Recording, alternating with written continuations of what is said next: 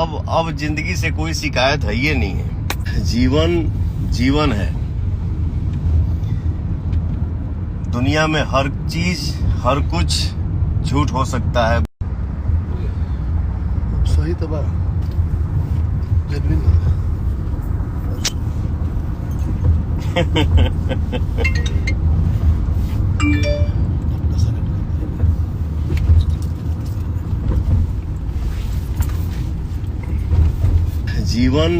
जीवन है।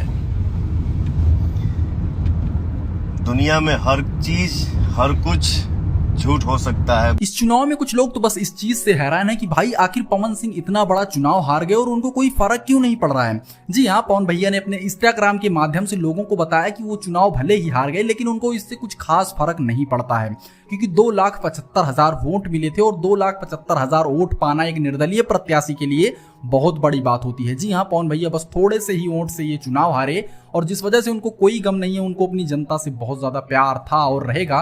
वैसे दोस्तों, पवन भैया के इस विचार के बारे में आपकी क्या राय, हमको कमेंट जरूर कीजिएगा।